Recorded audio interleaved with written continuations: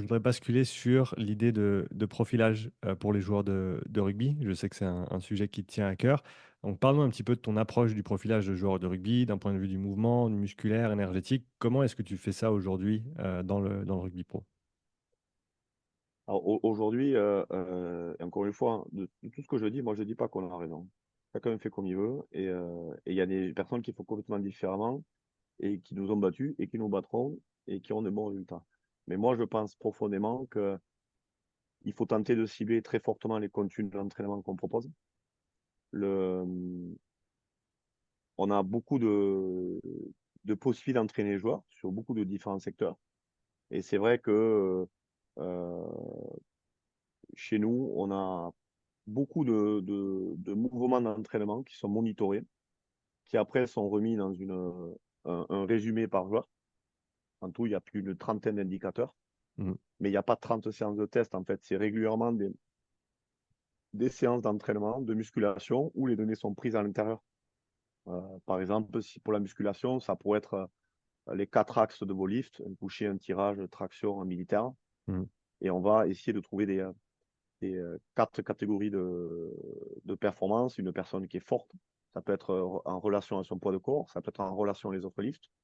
Une personne qui est OK, une personne qui est un peu faible et une personne, un pire, qui est défaillante ou qui n'a pas la fonction. Par exemple, ne peut pas réaliser un développement militaire à cause d'une douleur. Mhm.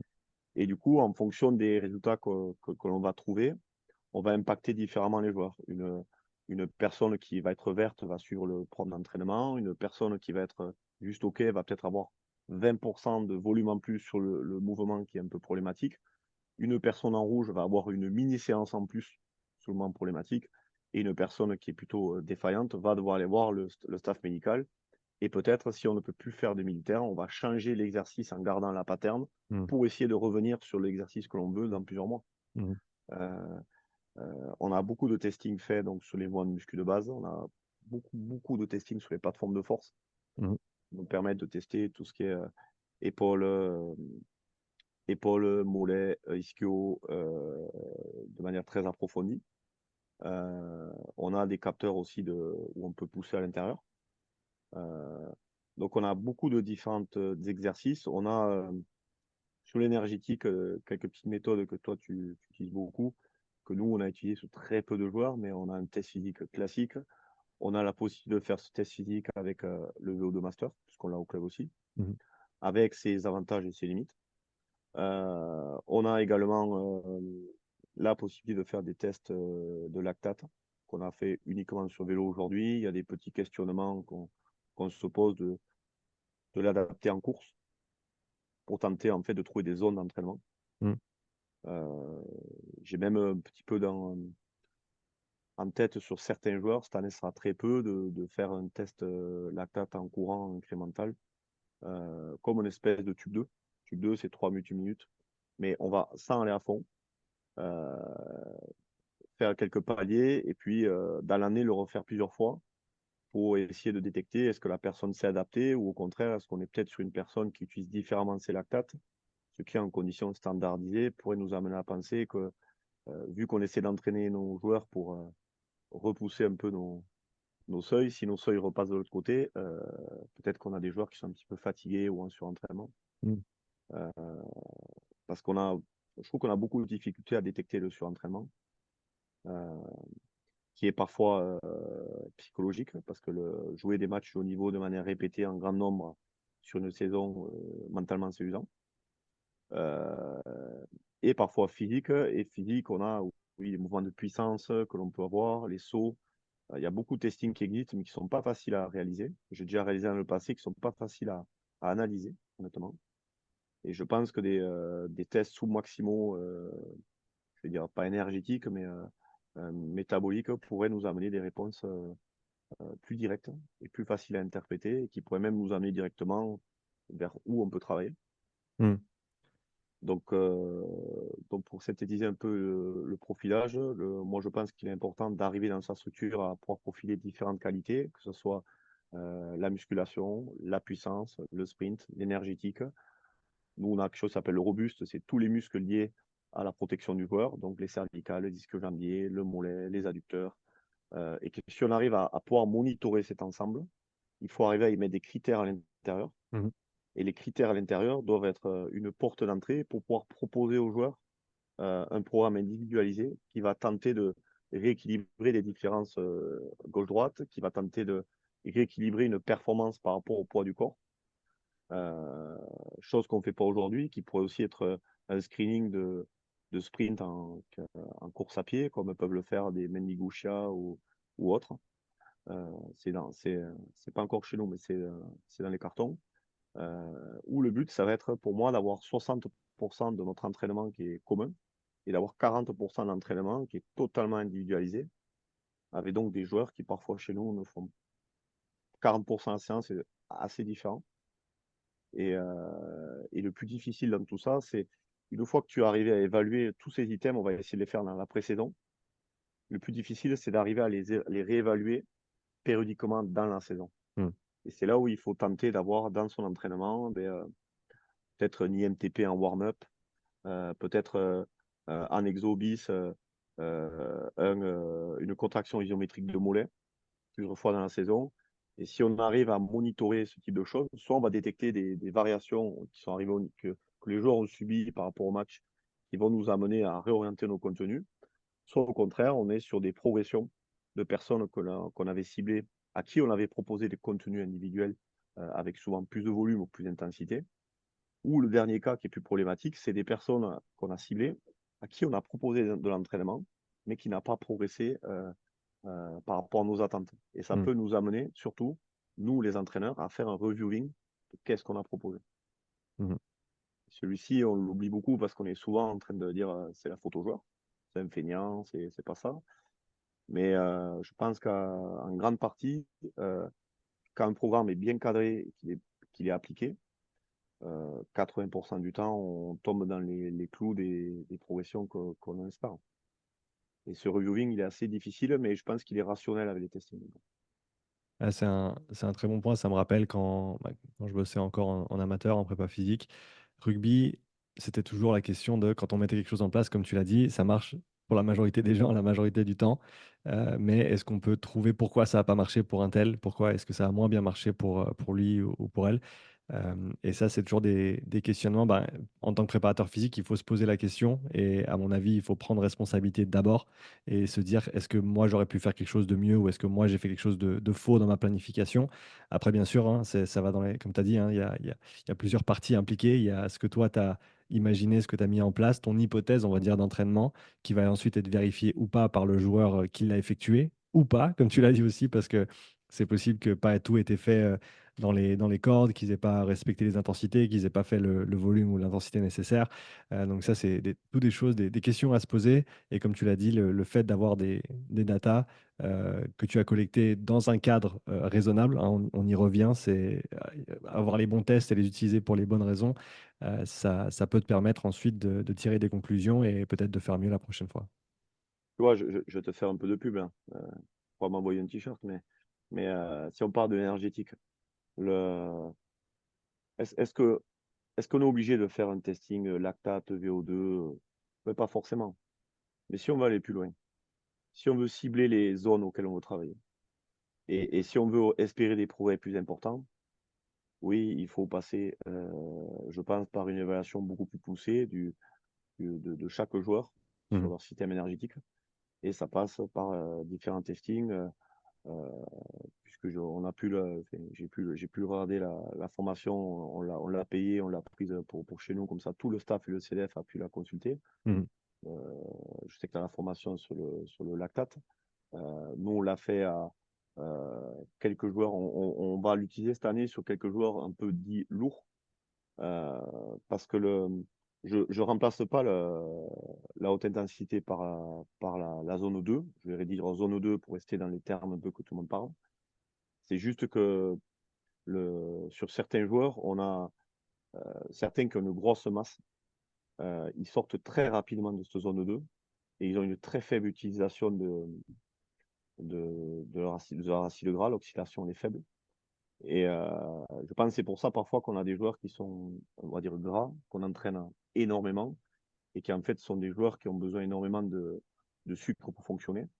Et le but un peu, c'est de faire bouger un peu ce système, ce seuil un peu sur la droite. Et donc, c'est sûr que ça demande entre 2 et 5 heures par semaine de temps passé dans ces zones. Mmh. Au début, on commence avec des zones cardiaques qu'on estime un peu. Et puis, dès qu'on se retrouve à tester réellement, on se rend compte qu'on n'était pas loin, mais on n'y est pas totalement. Et c'est sûr que moi, j'ai la chance d'avoir infrastructure, staff, Mmh mh. matériel. Mmh. Et donc, on a la possibilité d'effectuer ce genre d'évaluation. Mais c'est sûr qu'on se rend compte que quand on fait l'évaluation, on va un peu plus loin, quoi. Et je dis ça parce que, si j'ai bien compris, tu as une formation sur le lactate qui s'appelle la formation, je ne me rappelle plus le nom, Ouais, 41. protocole 41, Voilà, ouais. tu vois, ça fait un peu zone 51, ça fait un peu mystérieux. Ouais, c'est 41. Ouais. Mais que nous, on fait souvent en 3 minutes, 1 minute, Ouais. pour avoir un gain de temps par rapport à la structure où on est, Mmh mh. mais qui reprend un peu les items. Et c'est sûr que, pourquoi est-ce qu'on est obligé de faire ça? Je pense que si on tend vers le haut niveau, le vrai haut niveau, on est obligé de faire ce genre d'analyse sur ce type de qualité physique. Mais en fait, il faudra avoir le même type d'analyse pour toutes les qualités qu'on va développer. Mmh. Et c'est là où ça devient difficile de maintenir dans un système d'entraînement des conditions standardisées de testing qui vont nous amener parfois à nous dire, bon, mais ça fait 2 ans que j'entraîne mes joueurs dans quelque chose, je ne suis pas loin. Mais avec les analyses que j'ai là aujourd'hui, je vais changer. Et il ne faut Mmh. pas hésiter. Moi, j'ai aucun problème à dire aux joueurs que oui, on était dans de la normalité, qu'avec l'analyse un peu plus poussée, on va arriver sur quelque chose de plus compétent qui va être un peu différent de ce qu'on faisait avant. Ouais, ça c'est Et il y a ça aussi au niveau culturel, c'est pas nécessairement, voilà, dans la culture du rugby de faire ce genre de test, de procéder de cette manière-là, de faire ce genre d'entraînement. Mais on revient au fait que ça dépend du niveau auquel tu opères, ça dépend de tes moyens. Moi, je me rappelle en rugby amateur avec, mes 2 fois 30 ou 40 minutes par semaine en pré-saison pour préparer les gars, ben, forcément, j'avais le matériel pour faire tous ces tests. J'aurais pu faire des tests de vitesse, même avec MySprint et tout. J'avais les poteaux, j'avais les mesures, je pouvais tout faire. Mais au final, pour tout le groupe que j'avais une quarantaine de bonhommes sur le groupe senior, hommes et ce que je faisais, c'était un demi Cooper parce que j'avais une piste à côté, ça prend 6 minutes et je pouvais simplement départager ensuite selon, les niveaux de chacun en 3 groupes et chaque groupe courait certaines distances après sur le travail intermittent qu'on faisait et moi, ça me suffisait comme test par rapport aux moyens que j'avais, par rapport au temps que j'avais et ce que j'essayais de ressortir des tests. Mais comme tu l'as dit, plus on tend vers le haut niveau et plus, ben, une chose qui revient un petit peu, hein, dans ce que tu dis là, c'est tendre vers l'individualisation, forcément pas tout le temps parce que c'est un sport collectif, donc on doit garder une part importante de collectif, mais si on veut pousser, la performance dans ces retranchements et ben, on doit à un moment donné considérer le sportif, l'athlète, en question, comme l'unité de réflexion et se travailler à ce niveau-là et donc je pense que ça peut être intéressant comme tu le dis de mettre en place ces tests. Je pense que, ce que tu as mentionné tout à l'heure, un test sous-maximal pour les joueurs de rugby, c'est très, très pertinent parce que forcément vous avez tout ce qui est des tests de haute intensité, vous avez les mètres parcourus, vous avez toutes ces données-là déjà, qui sont bien comprises et peut-être d'explorer la partie basse et moyenne du spectre. C'est là où vraiment le plus de choses peuvent être développées pour les joueurs qui en ont besoin et aussi, mettre en place une évaluation qui au final n'est pas trop contraignante au niveau du temps ni au niveau de l'intensité, donc ça peut se morfondre dans un programme d'entraînement sans trop de difficultés. on va essayer de mettre en place parce que ce qui est sûr, c'est qu'on a un cœur on a le testing qu'on a, on a un cœur. Tout le monde fait pareil. Et on a beaucoup de joueurs qui vont, selon leur profil, en faire plus dans un secteur, peut-être plus sur la musculation parce que on a un peu plus de problématiques sur peut-être qu'au lieu de faire un mouvement d'épaule testé, on va en avoir plusieurs Mmh. parce que le premier mouvement, justement, est limité. Certains énergétiques vont aller un petit peu plus loin. Le, la difficulté, c'est que ça demande d'avoir un staff. Mmh. Donc, comme on est 5 en tout, c'est plus facile. Et puis, il y a 3 personnes qui sont au centre de formation, donc qui parfois sont intégrés, qui eux aussi ont construit un testing très très complet pour leurs équipes. Euh, de deux, le staff c'est important parce que c'est beaucoup de temps de travail en fait. Mmh. Chaque fois que tu proposes une évaluation, ça veut dire que là on en a parlé, mais pour la faire assez simple, il faut que ton évaluation, tu comprennes tous les avantages et tous les biais de l'évaluation. Ouais. Les avantages, c'est qu'est-ce que tu vas avoir et les biais, c'est-à-dire est-ce que ma donnée va être fiable? C'est Mmh. quoi la variation de ma donnée liées à l'appareil de mesure, liées aux conditions du test. Mmh. Et derrière, c'est-à-dire que si je fais ceci, je dois avoir une influence avec. Parce que si on teste et qu'on ne fait aucune intervention, à la limite, il faut l'enlever. Et être capable de retester pour parfois mettre en jeu son ego, pour se dire, bon, mais j'ai entraîné énergétiquement mon joueur, je reteste, je devrais avoir mes seuils qui se poussent un peu. Et là, on arrive, le seuil, c'est quasi, il n'a pas bougé. Mmh. Et donc, ça veut dire que là, c'est reviewing un petit peu de l'entraînement et euh, parfois, deux joueurs avec deux évaluations identiques ne sont pas du tout les mêmes profils. Il y en a un qui répond à du volume, un qui répond à l'intensité.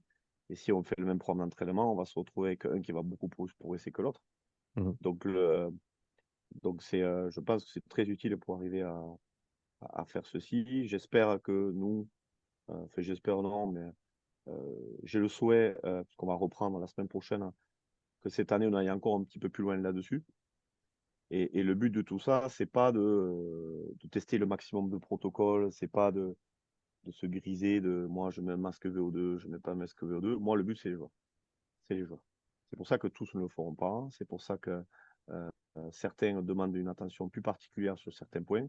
Mais moi, au final, c'est les joueurs. Ce qui est sûr, c'est que un des gros avantages d'avoir un testing régulier, c'est que vous avez beaucoup d'indicateurs au cours de l'année que vous pouvez regarder sans forcément dire aux joueurs qui sont évalués, sans perdre du temps pour tester, et qui vous donnent une indication assez forte de l'évolution de votre équipe. Si vous avez vos 5 mouvements de musculation monitorés sur 2 années, comme on a ici chez nous, mais c'est sûr que sur la moyenne des joueurs, oui, je sais qu'il y a une progression qui est très intéressante. Que si tu le as tous les jours, tu ne le vois plus, Mmh. parce que tu le rates plus, mais si tu vois la courbe longitudinale, ah ouais, tu dis, ouais, c'est pas mal. Et certains joueurs dedans qui vont répondre plus favorablement. Et là où il faut un peu se creuser la tête, c'est les joueurs qui ne répondent pas. Mmh. Qu'est-ce qu'on doit changer, où on doit les amener. Et souvent, c'est le staff qui doit faire le travail, je pense. Mais bon, c'est pas facile parce que des fois, tu as l'impression d'avoir tout fait. Et puis la solution, en fait, parfois, c'est de revenir au plus simple. On a les évaluations, on fait du plus simple, on accumule du volume dans la qualité proposée. Et voilà. Ouais. Donc, ça fait partie, je pense, du cœur de métier que font tous les préparateurs à tout niveau, mais qui parfois, nous, on a des moyens plus élevés de pouvoir le valider, quoi. Ouais et c'est super intéressant de voir, aussi l'évolution, hein, de la préparation physique dans le rugby de haut niveau parce que tu l'as dit, pas tout le monde fait ce genre d'évaluation, il y a encore plein de choses à découvrir, il y a encore plein de choses à apprendre, et on n'arrête pas le progrès comme on dit, donc c'est vraiment chouette à voir.